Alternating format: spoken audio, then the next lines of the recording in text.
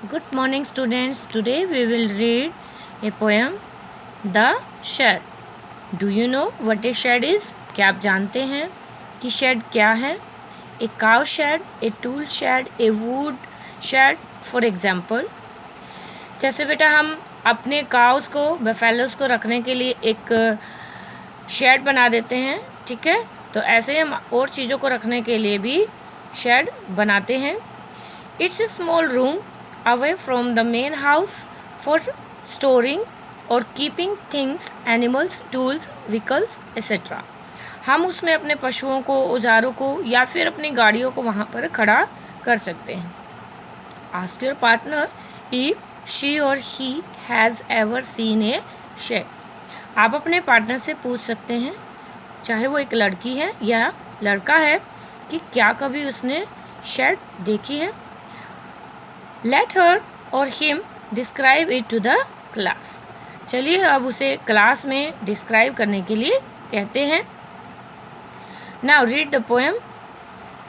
There is a shed at the bottom of our garden. जब बेटा poet छोटा होता है, ठीक है, तो वो बता रहा है कि उनके गार्डन में, उनके बगीचे में नीचे तलहटी में एक शेड है.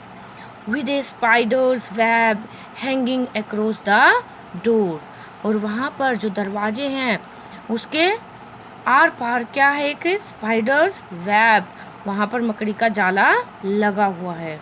The hinges are rusty and creak in the wind.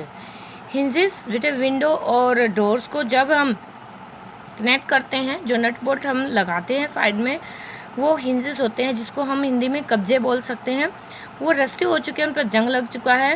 And creak in the wind. और जब भी हवा चलती है तो वो इतने कमज़ोर हो चुके हैं, वो हिलते हैं और उनसे एक अजीब सी साउंड प्रोड्यूस होती है.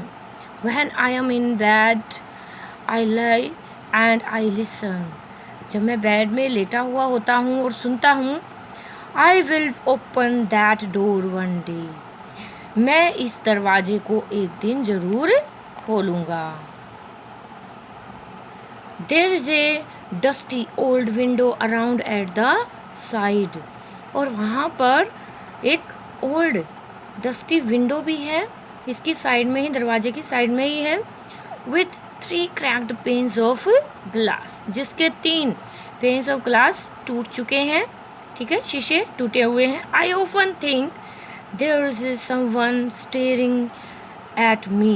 Staring means बेटा जो छिपकर कोई किसी को देखता है, नज़र रखता है. कवि को क्या लगता है, पोइट को यहाँ पर क्या लग रहा है कि मैं प्राय सोचता हूँ कि कोई वहाँ से मुझे देख रहा है. ईच टाइम दैट आई पास. जब भी मैं वहाँ से गुजरता हूँ. I will peak through that window one day. मैं उस विंडो में से झांक कर एक दिन ज़रूर देखूँगा. My brother says there is a ghost in the shed. मेरा भाई कहता है कि वहाँ शेड में एक घोस्ट रहता है, एक भूत है. Who hides under the rotten floor boards. जिसने अपने आप को, जो टूटी हुई फ्लोर बोर्ड्स हैं, जो फर्श है उसकी जो टाइलें हैं, उसके नीचे अपने आप को छिपा रखा है.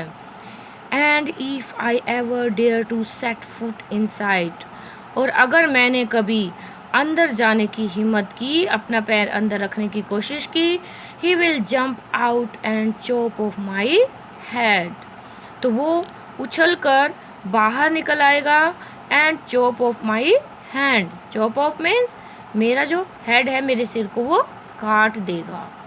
but I will take a peek one day. परंतु मैं एक ना एक दिन इसके अंदर झाँक कर रहूँगा. I know that there isn't really ghost. मैं जानता हूँ वास्तव में वहाँ पर कोई भूत नहीं है. My brother tells lie to keep the shed for his den. मेरा भाई चाहता है, वो मुझे इसीलिए झूठ बोल रहा है ताकि वो शेड को अपने खेलने की जगह बना सके, अपने लिए उसको रिजर्व कर सके. There isn't anyone staring or making strange noises. मैं जानता हूँ कि वहाँ पर कोई मुझे नहीं देख रहा है और ना ही कोई अजीब अजीब आवाज़ें निकाल रहा है. And the spider has been gone from his web. वो जो स्पाइडर है, जो मकड़ी है, वो वहाँ से जा चुकी है अपने जाले को छोड़कर। Since I don't know when, मैं नहीं जानता कि वो वहाँ से कब गई। I will go into that shed one day soon, मैं इस शेड के अंदर एक दिन ज़रूर जाऊँगा, बट नॉट जस्ट येट, लेकिन अभी नहीं जाऊँगा। ठीक है, ये हमारी पोएम थी बेटा। I hope you understand, and the poet is Frank फ्लाइन। Thank you.